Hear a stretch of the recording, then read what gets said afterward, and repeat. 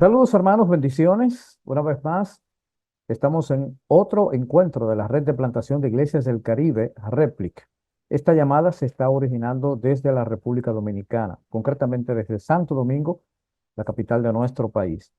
La Red de Plantación de Iglesias del Caribe promueve un movimiento del evangelio urbano de ciudad que procura la plantación de nuevas iglesias, la revitalización de iglesias, la cuestión misional de la iglesia, así como el desarrollo de líderes. Si quieres saber más acerca de nosotros, por favor, comunícate a nuestros contactos que están incluidos en la caja de comentarios de descripción de este video. Este tipo de encuentros lo hacemos tanto presencialmente como de manera virtual. En el día de hoy estamos trayendo uno de los temas que ha abierto una nueva serie para nuestra red. Es una serie de nuevos temas en los que estamos reflexionando acerca de por qué plantar iglesias, el tipo de iglesias que debemos plantar, los valores bíblicos en los cuales debemos sustentarnos, el contexto de ciudad y otros. Así es que para la entrega de este tema, estamos invitando al pastor Natanael Cordones, que es un plantador de iglesias. Ha plantado una iglesia en el centro de Gascue, en la capital dominicana. Es uno de los cascos históricos y culturales de nuestra ciudad. Es pastor con Asambleas de Dios, es pastor allí de la comunidad eh, cristiana del reino. Así es que con Natanael abordaremos el tema ¿por qué plantar iglesias? Bendiciones, hermano. Adelante con el tema de esta noche. Un gusto saludarles. Dios les bendiga a todos. Es un honor acompañarles esta noche y que juntos transitemos unos minutos por esta interesante pregunta que se nos plantea en el día de hoy. Agradezco a mi hermano, el pastor Francis Montaz, y a la red de plantación de iglesias por esta singular ocasión de estar juntos esta noche. Permítanme brevemente acceder a compartir pantalla para que nos guiemos ya de manera gráfica en la conversación de esta noche. ¿Por qué plantar iglesias? Interesante pregunta. Hace un momentito accedí a la red a ver qué opinaba ChatGPT sobre esta pregunta y tiene una interesante descripción y básicamente tiene que ver con la mención de una herramienta poderosa para responder a necesidades de la sociedad, cumplir la gran comisión, hacer crecer la obra, etcétera. Pero al margen de eso, a nosotros nos va a interesar esta noche transitar por lo que la Biblia enseña y por eh, los estudios, las descripciones que ya han realizado algunas otras personas en relación a este tema. Y quiero comenzar con la tesis que plantea Tim Keller justamente sobre esta interrogante planteada. Así que vamos a ver. Ah, bien, no me está dejando de repente pasar el slides. A ver si tengo alguna situación. Permítanme, por favor, Si tú quieres, solo... retírala y vuelve y preséntala de nuevo. No te Sí, preocupes, que lo editamos. ok. Déjame entrar de nuevo. A ver si ya está todo bien.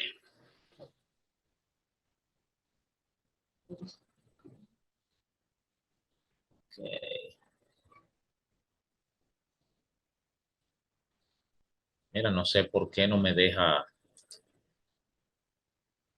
Me está dejando, No, no, no está corriendo. no está corriendo la presentación. Déjame ver si por aquí me resulta. Okay. ¿Se ve ahí la pantalla? Todavía está, dice que está iniciando. Ok, ahí se ve. Ok, vamos a ver. Vamos a ver si ahora está bien.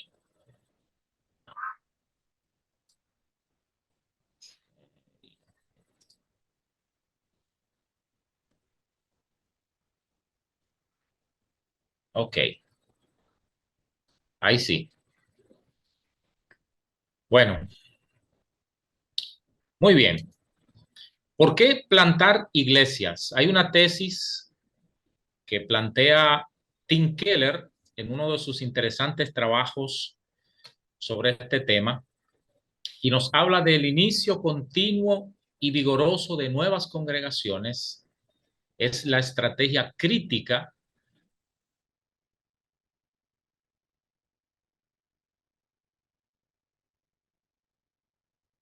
del cuerpo de Cristo en una ciudad, las iglesias existentes en una ciudad. A la luz de lo que nos plantea Tim Keller, hay dos aspectos fundamentales que responden a la pregunta de por qué plantar iglesias. Por un lado, tenemos el crecimiento del cuerpo de Cristo, es decir, la expansión de la iglesia, el cumplimiento del mandato del Señor en cuanto a la gran comisión respecta, y a las iglesias existentes, entonces infunde una renovación y un avivamiento, digamos, natural, orgánico, indetenible. Por eso Tim Keller habla de esa labor incesante de plantar iglesias y cómo eso impacta de una manera poderosa en que las iglesias existentes sean renovadas, porque ocurre la movilización de la iglesia. Cuando ocurre la movilización de la iglesia, obviamente la palabra de Dios corre, y cuando la palabra de Dios corre, Dios es glorificado y entonces cumple el propósito para lo que Dios envía su palabra.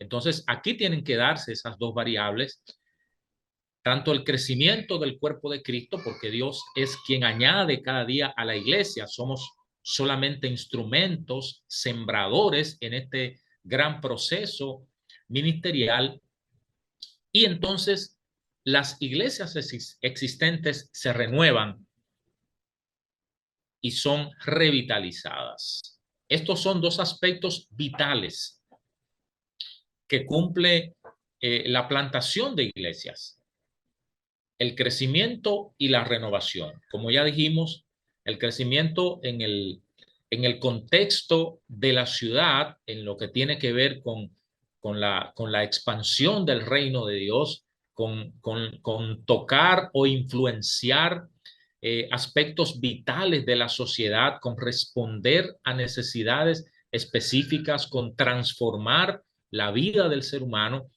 pero con esa revitalización también, esa renovación que se infunde a través de la plantación de iglesias.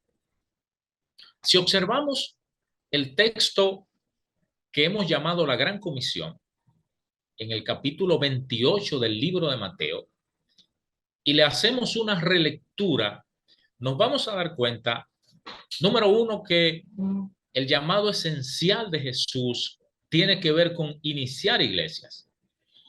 Así que vamos a darle una lectura rápida a este pasaje tan conocido y he subrayado algunas palabras que nos llevan por el propósito que queremos resaltar en esta oportunidad.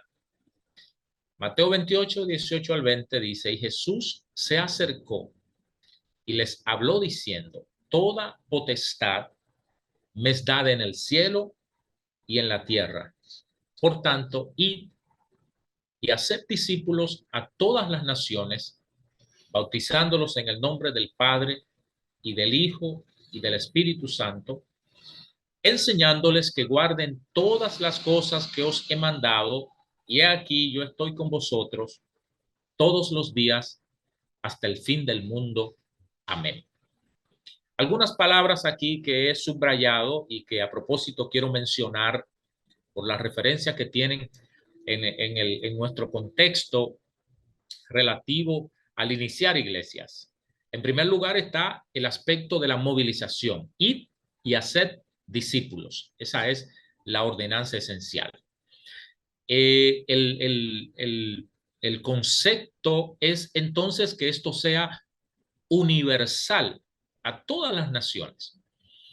Pero aquí también está la palabra bautismo, bautizándolos. Ese bautismo entonces se da en el contexto de una relación que se establece en una comunidad de creyentes y donde obviamente se supone que ya hay ese compromiso de fe que ya las personas asumen como una declaración pública de esa aceptación interior de la verdad.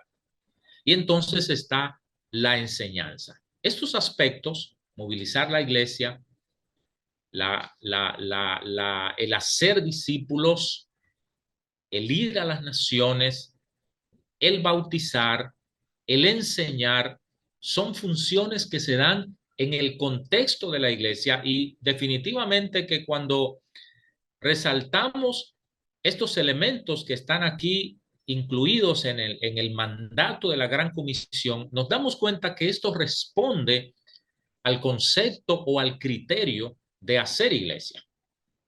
Ahora, podemos observar esto también en el pasaje del libro de Hechos, donde la recién iglesia establece una serie de cuestiones que también nos hacen referencia a la plantación.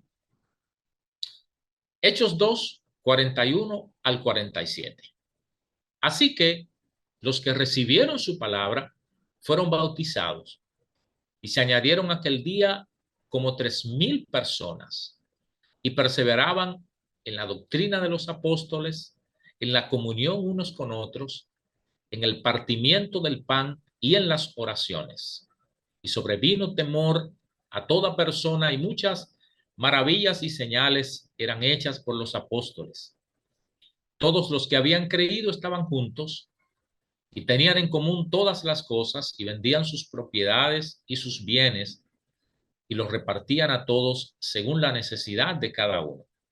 Y perseverando unánimes cada día en el templo y partiendo el pan en las casas, comían juntos con alegría y sencillez de corazón, alabando a Dios y teniendo favor con todo el pueblo.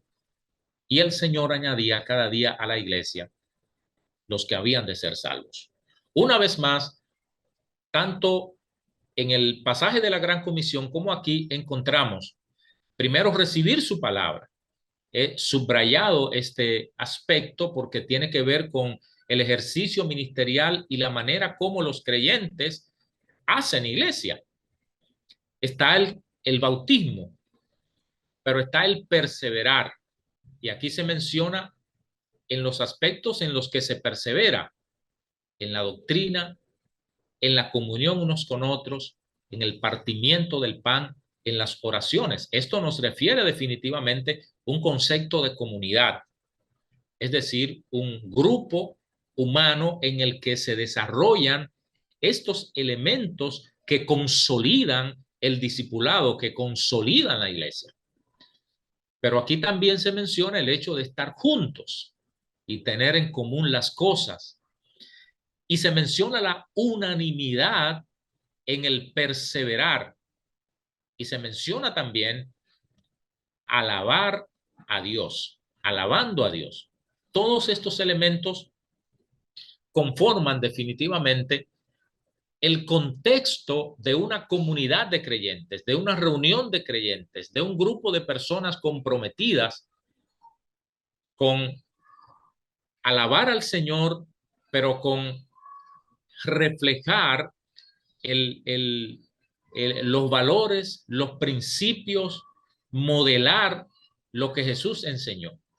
Entonces, en resumen, en este pasaje de el capítulo 2 del libro de Hechos, versículos 41 al 47, encontramos los elementos de evangelización, el bautismo, la existencia de una comunidad de adoradores, pero esto tiene un marco de referencia y esto conlleva también un elemento interesante que se da en el contexto de la iglesia, que es la rendición de cuentas. Aquí se habla de tener favor con el pueblo, pero también ser permeado por el compromiso y la responsabilidad que tiene el creyente esencialmente con Dios, lo cual lo hace obviamente eh, que su compromiso con sus iguales o con sus semejantes o con las personas que tenemos de frente a nosotros sea más transparente y dinámico. Resulta entonces que la plantación de iglesias cumple con 5 funciones vitales a la luz del mismo pasaje del capítulo 2 del libro de los Hechos. Encontramos en primer lugar que se cumple esa función de proclamación, llevar el mensaje, anunciar las buenas nuevas, decir aquellas cosas que, como mencionaba el apóstol Pedro cuando trataron de prohibirle la predicación de la palabra, bueno, es que no podemos dejar de decir lo que hemos visto y oído. Entonces, esa proclamación, ese evangelismo es un aspecto esencial, pero también está la enseñanza, el aspecto de la instrucción, el aspecto de compartir el conocimiento bíblico, de ser instruido en aquellas cosas que son fundamentales, en esa doctrina que nos va a permitir ir formando el carácter y crecer para lograr esa madurez cristiana. Pero está el servicio, por otro lado, la manera como nos damos a través de los dones, las capacidades que Dios pone y la manera como mostramos a otras personas el amor, la misericordia y el favor de Dios que se evidencia en ese servicio cristiano, en esa labor que se realiza para transmitir ese evangelio integral. La siguiente función vital que se cumple en el contexto de la iglesia tiene que ver con la comunión, la relación entre los creyentes, esa hermandad, esa solidaridad necesaria, ese ejercicio de fe que nos permite tener esa vinculación unos con otros, sabiendo quién es la cabeza y sabiendo que cada uno formamos partes de ese cuerpo que, que el Señor dirige y que tenemos diferentes capacidades, responsabilidades, funciones. Y finalmente, el aspecto de la adoración, cómo alabamos a Dios, cómo honramos a Dios, cómo mostramos al mundo quién es nuestro Señor, pero cómo esto se convierte en un elemento unificador de nuestro culto, como habla Pablo, nuestro culto racional. Si leemos de izquierda a derecha estas funciones vitales, nos vamos a dar cuenta que describen una palabra muy común dentro de nuestro contexto cristiano y tiene que ver con pesca, tiene que ver con eso que el Señor le dijo a Pedro que iba a ser de ellos, pescadores de hombres, y hace referencia también al hecho de que estamos en medio de un océano y en el que el evangelio se convierte en ese elemento que debe permear todas las áreas de la vida y incidir para la transformación de las personas. Ahora, ¿cómo se garantiza la formación de nuevos cristianos? Hablamos de esa gran comisión y hablamos de hacer discípulos, pero eso tiene que incluir el evangelismo, esa proclamación de la que hablamos. Tiene que intervenir esa comunidad de adoración y tiene que incidir también elemento del cuidado pastoral. Recuerden que el pasaje de Hechos 2, 41 al 47 nos habla de esos elementos en los cuales perseveraban los creyentes, y se nos menciona la doctrina de los apóstoles. Y aquí entonces el cuidado pastoral es un elemento fundamental en lo que tiene que ver con la formación de los creyentes, porque va a incidir en el resultado. ¿Y cuál es el resultado?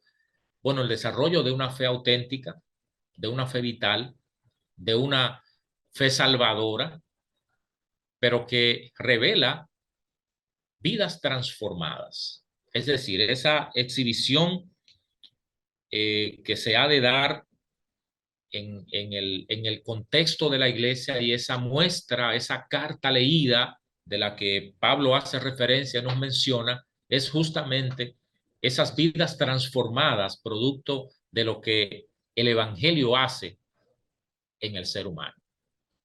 Peter Warner, que es bien conocido como uno de los evangelizadores históricos en el mundo, hizo una afirmación: el inicio de nuevas iglesias es la metodología evangelística más efectiva que se conoce debajo del cielo. Eso sigue siendo cierto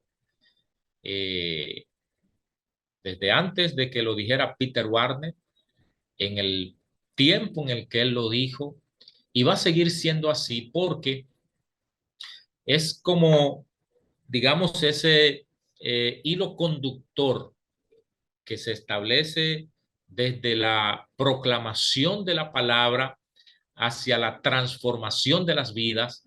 Y entonces cada vez que hay esa dinámica que se verifica en una iglesia que inicia un grupo, una comunidad que se reúne alrededor de del compromiso de fe y de la fidelidad al Señor, entonces eso se propaga y, y cumple esa función de dinamización de la iglesia. Bueno, el segundo aspecto, además de ser algo que plantea Jesús en la Gran Comisión, la plantación de iglesias tiene que ver con la estrategia paulina. El apóstol Pablo utilizaba el mecanismo de ir a las grandes ciudades, y lo encontramos en las diferentes referencias que hay en las cartas que escribió.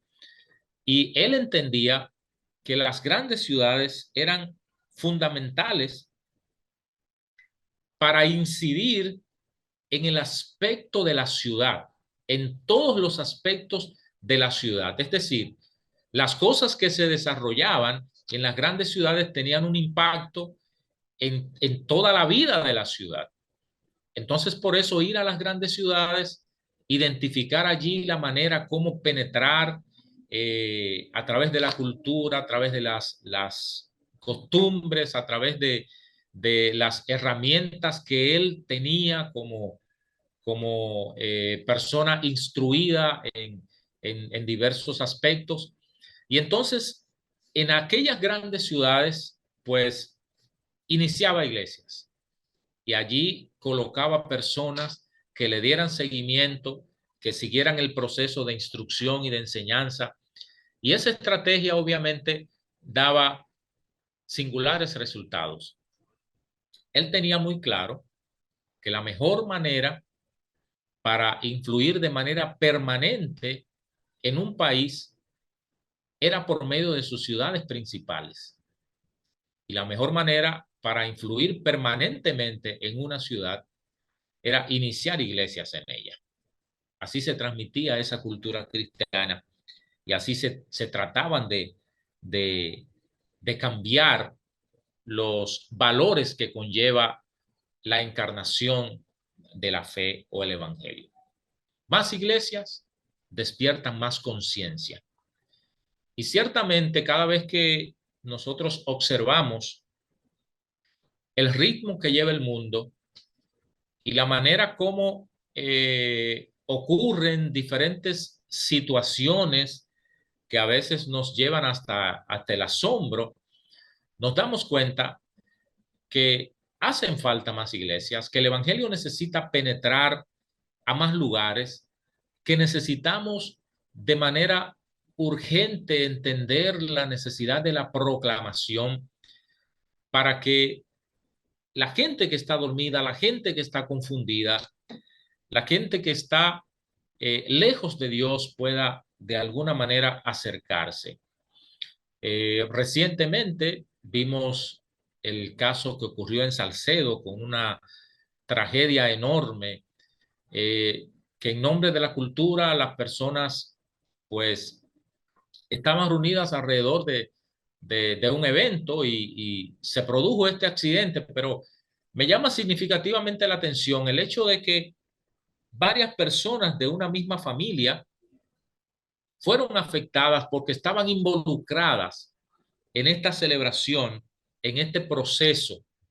Y el hecho de estar involucradas varias familias y observando las celebraciones que se hacen en las diferentes ciudades, nos damos cuenta que esto es algo tradicional que se va compartiendo de generación en generación y se va consolidando esta costumbre y esa expresión cultural ya viene a ser como algo natural en el contexto de su celebración. Entonces, de la misma manera, necesitamos ir incidiendo con el evangelio para despertar las conciencias y que las personas entiendan la necesidad que tienen de que sus vidas sean realmente transformadas y cómo el evangelio puede influir de una manera significativa en la paz de la ciudad, en el bienestar de la ciudad, en el beneficio en general para el pueblo. Con Pablo entonces pudiéramos decir esa expresión de él en el libro de Romanos capítulo 15, versículo 19. Todo lo he llenado del Evangelio de Cristo. Se convierte entonces en una urgente necesidad que nosotros debemos observar y debemos tener pendiente. La plantación de iglesias entonces cumple algunos objetivos que están bien fundamentados. Y quiero mencionar brevemente solo 4 de esos objetivos que cumple el plantar nuevas iglesias. Hablamos de fundamentos bíblicos, por un lado, fundamentos teológicos, por otro lado, en tercer lugar, fundamentos misiológicos, pero también fundamentos prácticos que nosotros podemos fácilmente darnos cuenta porque se verifican en la cotidianidad. En lo que tiene que ver con los fundamentos bíblicos, el doctor Carlos Van Ensch escribió lo siguiente: la motivación bíblica para sembrar iglesias saludables reside en la misión del Dios Trino, lo que se conoce como la Missio Dei, el Dios amoroso, el Dios misericordioso, que desea que hombres y mujeres sean discípulos de Jesucristo y miembros responsables de la iglesia, que es el cuerpo de Cristo, cuyas congregaciones son señales de la venida del reino de Dios para alabanza de su gloria. Entonces, hablamos de esa necesidad de sembrar iglesias. Y esa necesidad de sembrar iglesias, entonces, cumple con ese deseo de Dios, ese propósito de Dios, esa misión de Dios para la humanidad, por la cual entonces envía a Cristo, ese Cristo encarnado que nos enseña la manera como Dios quiere acercarse al ser humano, pero que luego entonces de él irse nos deja ese paracleto, ese Espíritu Santo que nos conduce a toda verdad, que nos enseña, que nos guía, que nos orienta y que se manifiesta en el contexto de esa relación que se da en la comunidad de la congregación local y por lo cual el nombre de Dios es glorificado. Dios recibe gloria, Dios recibe exaltación y estos propósitos bíblicos se cumplen de manera significativa en la siembra de iglesias. Ahora, además del fundamento bíblico que cumple la plantación de iglesias, nos encontramos con el fundamento teológico. Aquí hay algunas referencias bíblicas que podemos mencionar. En el libro de Filipenses, por ejemplo, el apóstol Pablo aborda el aspecto de la encarnación de Cristo, elemento fundamental para entender el Evangelio. Y de igual manera lo menciona Juan cuando habla de que ese verbo se hizo carne, ese Evangelio de Juan, y ese habitar entre nosotros. Nos habla de ese Evangelio encarnacional, ese Evangelio integral que Jesús nos enseñó y que nosotros debemos modelar. Pero también hablamos de la Missio Dei, el Dios amoroso, el Dios misericordioso.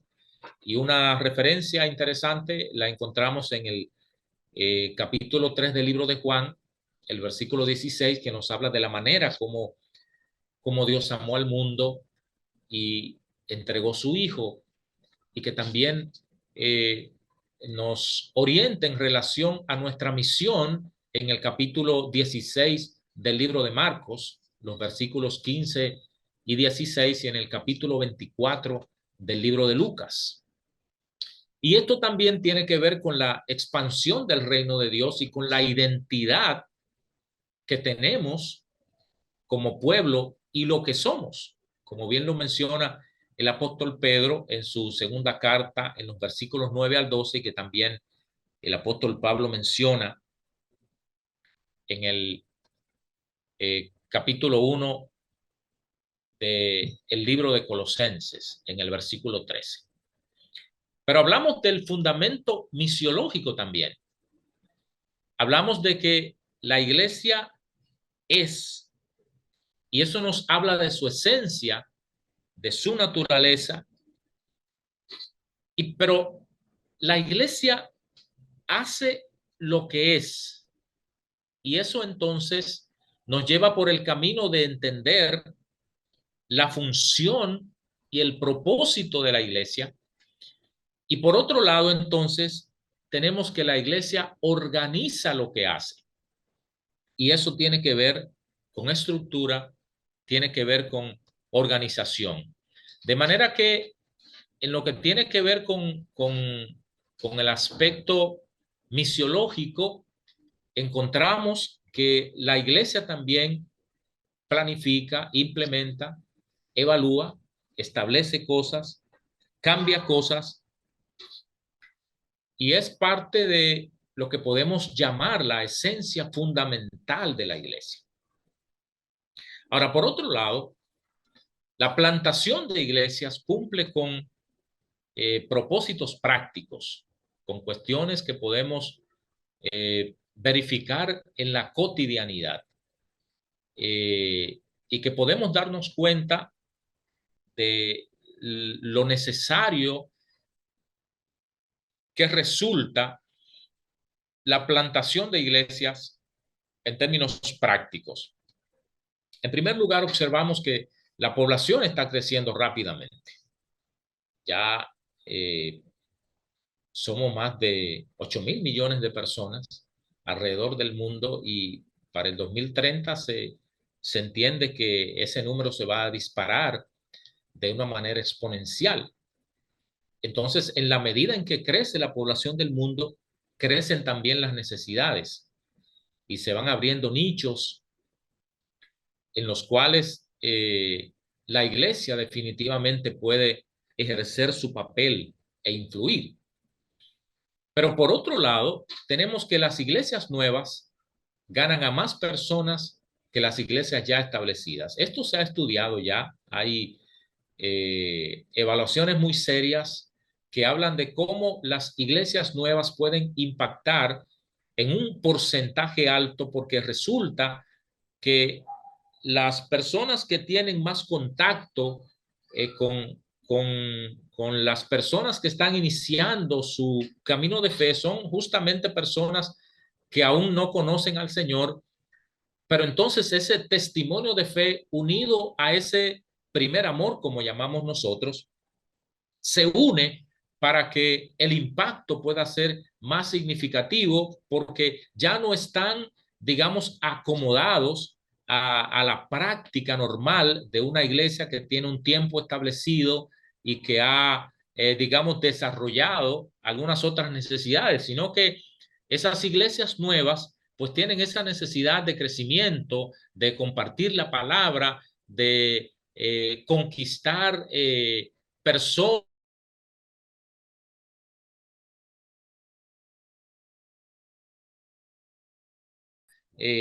compartir religión, ese evangelismo va a tener una influencia más significativa en personas diferentes, por el hecho de que las iglesias establecidas tienden a enfocarse en otras cuestiones y a medida que pasa el tiempo, las iglesias establecidas pues sufren ese proceso normal de estancamiento.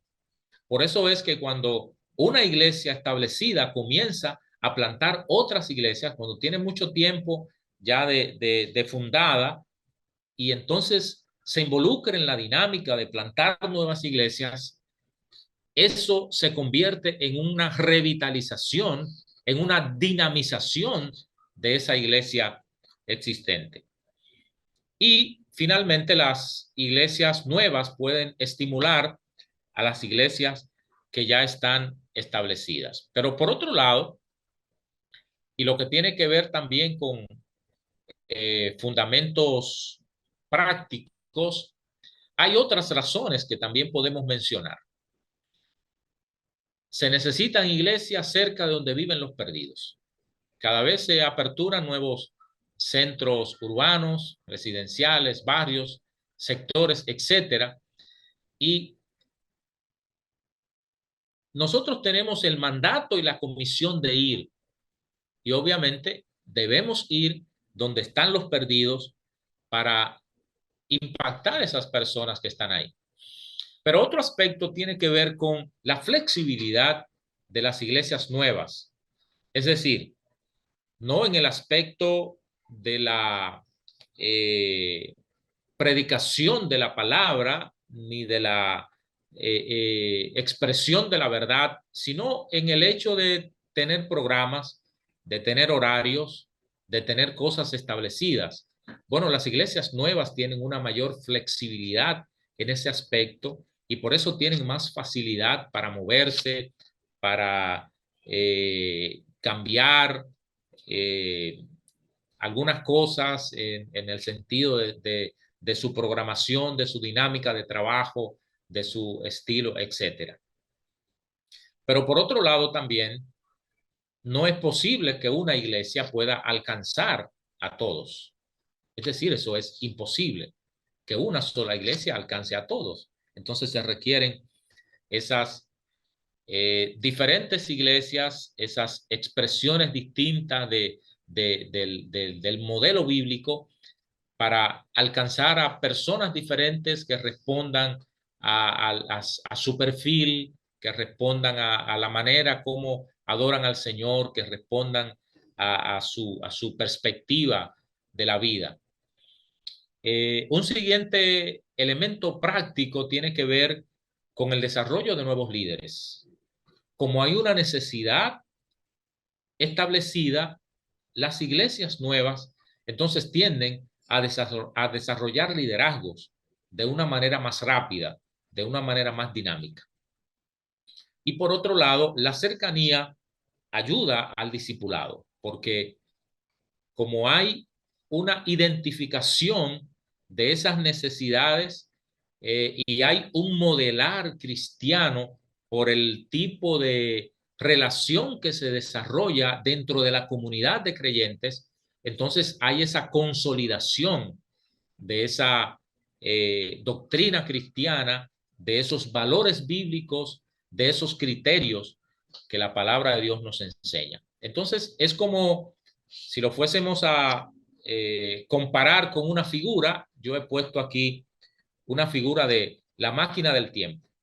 El plantar iglesias es como una máquina del tiempo que va circulando por diversas épocas, va tocando ambientes, culturas, va influenciando situaciones, va respondiendo a las diferentes necesidades que se establecen en las diferentes épocas, y es como un viaje, una transición orgánica que a través del Evangelio entonces se puede impactar al mundo y lograr que las vidas sean transformadas a través de la obra del Evangelio.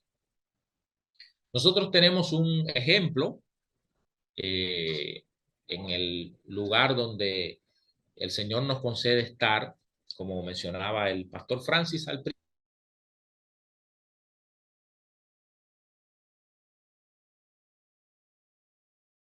en el corazón de Gascue. Tenemos ahí, por la gracia de Dios, no hay muchas iglesias allí, pero nuestra experiencia nos llevó obviamente por identificar algunos elementos importantes que deben darse en la dinámica de la plantación de iglesias.